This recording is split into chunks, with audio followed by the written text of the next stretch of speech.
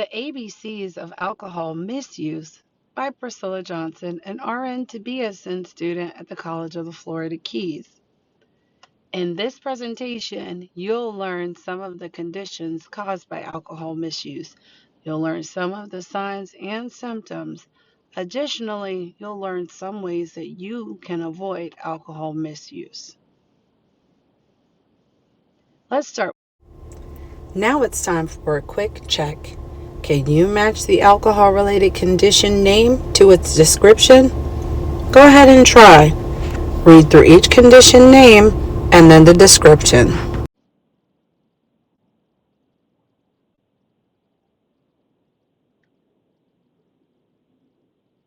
If you need a little bit more time, I want you to go ahead and pause the presentation now. I'm getting ready to spoil it. Here we go. Withdrawal, pancreatitis, jaundice, gastrointestinal ulcers, esophageal varices, rectal cancer, and ascites. Now, don't worry if you didn't have enough time to go through all of those. You can always pause it now, but I'll go into each condition in depth throughout the presentation. First up, we have ascites. As you can see, this large rounded belly, it's full of fluid. With ascites, the belly becomes full of free-flowing fluid, and the way that they generally treat this is they insert a needle and basically that fluid is able to drain out. This is a maintenance therapy that people might have to do on a regular basis in order to just relieve the pain and reduce that swelling.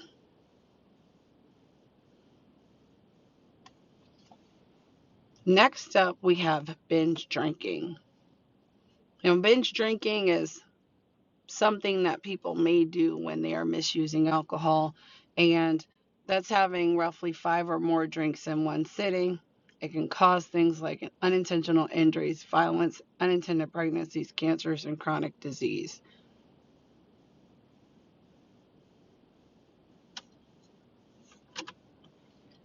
Now, did you know that alcohol misuse can cause some cancers? Cancers like mouth, throat, pancreatic cancer, liver, colon, rectal cancer, and cancer in the breast are linked to alcohol misuse.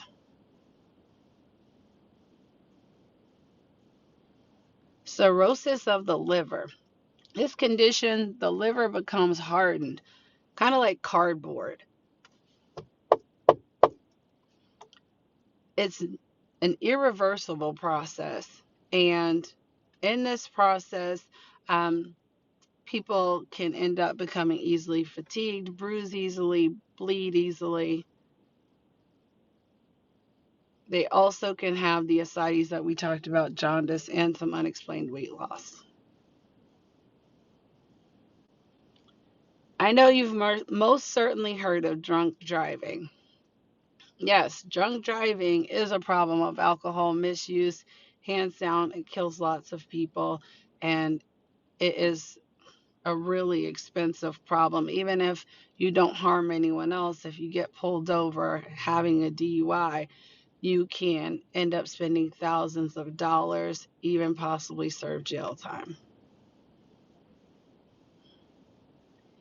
ETOH, that's the abbreviation for ethyl alcohol, also known as ethanol, and it's the alcohol that's used to make many alcoholic beverages.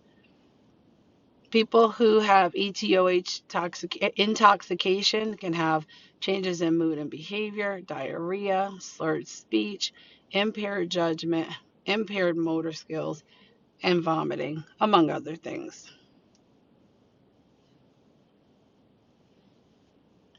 Fetal alcohol syndrome. Right now, you might not be considered getting pregnant. However, it is something that people who may get pregnant should think about. It's a condition caused when a pregnant woman consumes alcohol. There is no set amount of alcohol that is considered safe to drink while pregnant. Babies who are born with fetal alcohol syndrome will have distinctive facial features. Small heads could possibly have deformities of the joints, vision difficulties, and heart defects. They can also have poor memory, poor coordination and balance, learning difficulties or disorders, among other things.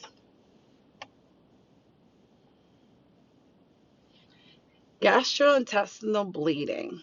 So, um, gastrointestinal bleeding can occur anywhere, basically from the throat all the way down through the intestines. Um, this can happen with alcohol misuse. Basically, alcohol can damage the lining of the digestive tract, can cause tears and then bleeding. Symptoms of this would be coffee ground emesis or vomit. This is another word for emesis that looks like coffee grounds.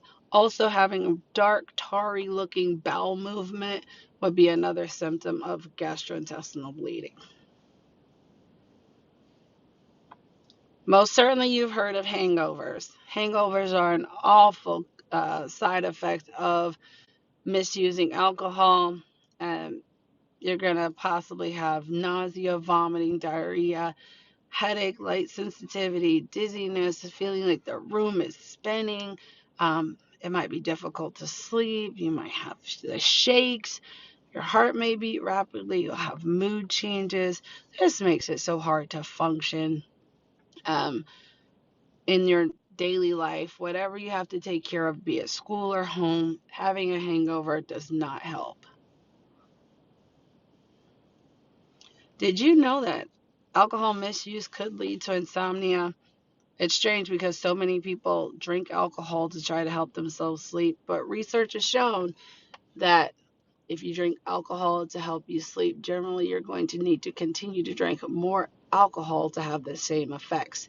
And the more alcohol you drink, the more likely you are to have things such as hangover or the alcohol intoxication symptoms of nausea, vomiting, mood changes. So those things are going to make it difficult for you to fall asleep after all. It's counterproductive. Jaundice. Jaundice is the yellowing of the skin and eyes, the whites of the eyes to be particular of a person who has alcoholic hepatitis. This occurs when a person's liver is damaged or begins to be damaged. Another way alcohol misuse can affect the body is kidney dysfunction. Drinking alcohol can cause the kidneys to have a decreased ability to filter blood. It can also dehydrate the body, and that includes the kidneys. When the kidneys have less blood flow, they don't function adequately.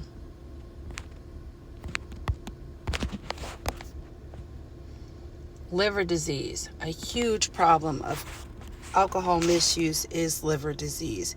As you can see, we have a healthy liver here. However, with alcohol misuse, you can either have alcoholic hepatitis or another condition which could develop is hepatic steatosis. Either of those conditions continue to hepatic fibrosis and again hepatic cirrhosis. And this is that condition that we discussed earlier where your liver is hard like cardboard and it really isn't able to help filter out the toxins that are in your blood, and it decreases the blood flow throughout your body.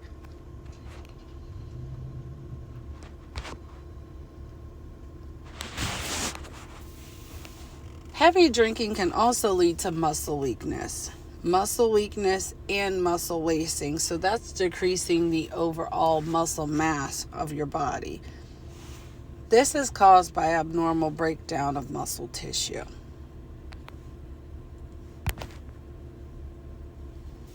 Another truly sad issue with alcohol misuse, which may not be on your radar right now, but is certainly something to think of, is that it leads to or aids in neglect and abuse in children. Another issue of alcohol misuse is overdose. Now, that occurs when there's just too much alcohol in the bloodstream. Symptoms of overdose include confusion, difficulty remaining conscious, seizures, vomiting, difficulty breathing, can have a slowed heart rate, body temperature can greatly decrease. This can lead to permanent brain damage and even death. Hey, let's take that back real quick. So, if you see anyone suffering from these signs and symptoms, if you are concerned, most certainly you need to call 911. Don't worry about who's going to be upset with you, what the consequences are going to be. You could very well be saving their lives. Okay, there we have it. Pancreatitis is another common issue of alcohol misuse. I see it all the time in the hospital. Now, with pancreatitis, it is extremely painful. The patients that I deal with pancreatitis, their pain really takes some heavy-duty pain medication to relieve, and they say it's some of the worst pain they've ever felt in their lives. Having greater amounts of alcohol consumption on a regular basis are going to increase the likelihoods of having pancreatitis. Another issue is that the pancreas is responsible for releasing digestive enzymes and controlling blood sugar. So if you are dealing with pancreatitis, it's also going to throw off those functions for the body. Quarrel. It was really difficult to come up with a Q. So quarrel means arguing. People who are intoxicated are more likely to argue because alcohol changes mood. Rectal cancer. It's one of the cancers that we mentioned earlier are more likely to occur when someone is consuming greater amounts of alcohol. So the symptoms of rectal cancer: constipation, diarrhea, increased frequency of those bowel movements. It can also have weakness, rectal bleeding, abdominal pain, and unexplained weight loss. None of these are things that any of us want to deal with, but increased alcohol consumption can lead to this. Stroke. So, strokes are more likely to occur with increased alcohol consumption. Now, there are two types of stroke. There's ischemic stroke and hemorrhagic stroke. Ischemic is just when the blood flow to the brain is stopped by a blockage. Hemorrhagic stroke is really when bleeding is occurring in the brain. Now, the ischemic stroke is more likely to occur with fewer drinks on a regular basis, but both have an increased likelihood when someone is drinking 5 or more drinks per day. Throat cancer, again, another cancer on the list that we discussed previously. Alcohol accounts for 6% of cancers in the U.S. and accounts for 4% of cancer deaths. It can be harmful because chemicals are more likely to get into the cells of the throat, mouth, and voice box just based on where alcohol is taken in from. Now, we talked about gastrointestinal bleeding. Really, it stems from ulcers. Ulcers are these tiny sores that are going to develop because of the irritation of the stomach lining. Or the lining of the intestines. Now, drinking alcohol doesn't necessarily cause ulcers, but it makes the stomach lining more likely to be irritated. And for someone who's predisposed to these ulcers, it's going to cause a greater likelihood for occurrence. Varices. Think back to the beginning of the PowerPoint when we were matching things. Esophageal varices. Now, these may not look like they're exactly connected to liver function, but as you can see here, there are these tiny veins that are kind of connecting and running off from areas near the portal vein that runs to the liver and feeds the liver blood. what's going to be happening here is that because blood flow is interrupted, it's not as good because the liver is damaged and it has cirrhosis, then these veins are going to get an increased blood flow. They're going to be stretched and enlarged. When they stretch, just like many things, they can tear, they can start to leak at that blood. If enough blood leaks, it's a dangerous, life-threatening situation. Alcohol withdrawal. Guys, this one's huge. We see plenty of people come through the hospital who experience alcohol withdrawal, and it is a life-threatening situation.